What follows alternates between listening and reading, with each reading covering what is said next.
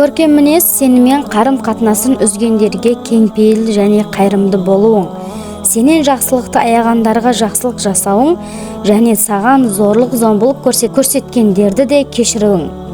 Ассаламу алейкум рахматуллахи ва баракатух. Каналыма қош келдіңіздер.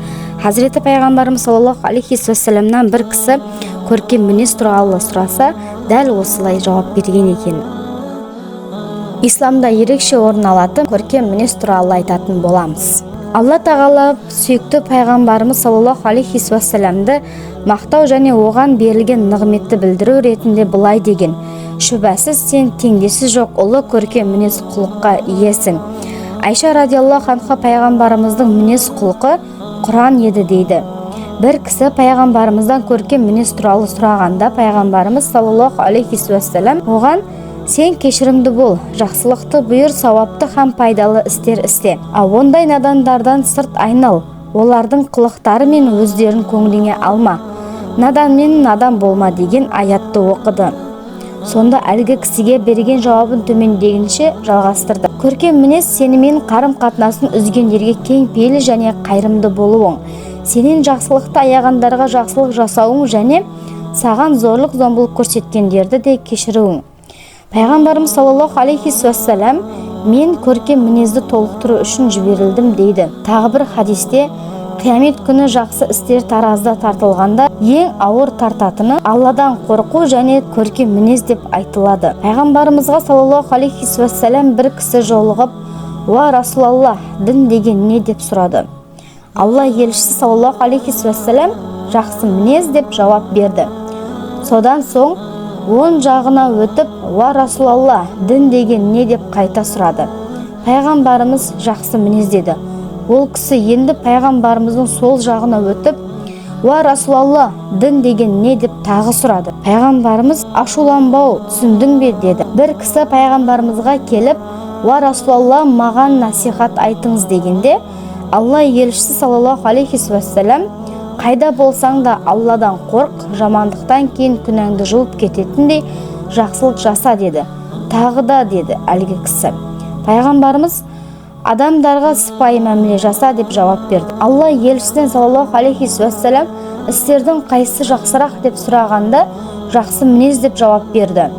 Тағы бір хадисте Алла тағала жақсы мінезді қылып жаратқан ешбір пендесі тозаққа жем болмайды деп айтылады.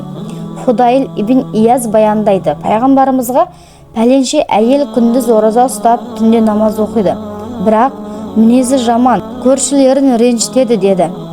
Пайғамбарымыз саллаллаху алейхи вассалам: олай болса оның ешбір жақсылығы жоқ, ол тозаққа деді. Абу Дарда: мен пайғамбарымыздың саллаллаху алейхи вассалам айтқанын естігенмін: қиямет күні таразыға бірінші қойылатын істер жақсы мінез бен жомарттық.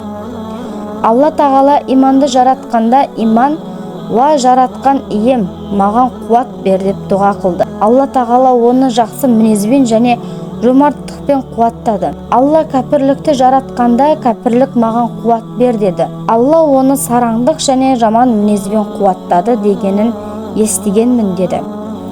Пайғамбарымыз саллаллаху алейхи вассалам: Алла тағала бұл дінді өзі үшін таңдаған. Міне сондықтан діндегілерге жомарттық және жақсы мінезден басқа нәрсе жараспайды. Сөзіме құлақ салып, діндеріңді сол екі қасиетпен әсемдеңдер деп айтқан.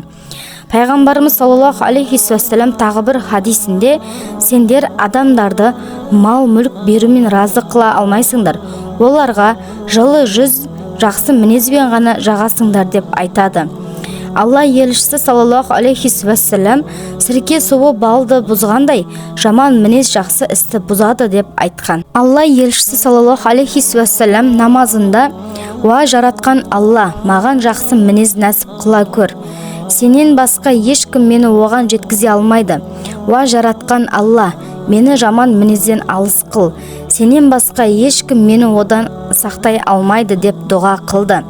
Пайғамбарымыз саллаллаху алейхи вассалам әсемдік неде деп сұрағанда, әсемдік жылы сөз, жылы жүз және күлімдеуде болады. Кім адамдарды жақсы қарсы алып, оларға жақсы мәліме жасаса, оның ешкімге ауырлығы тимейді және оның бір туыстық мәмілесі мақталады деп жауап берді. Достар, осымен көркем мінез туралы бөлім аяқталды. Видеоның соңына дейін көргендеріңіз үшін рахмет. Алла тағала бәрімізді көркем мінезді мүміндер қатарынан болуды нәсіп етсін. Келесі кездескенше сау болыңыздар.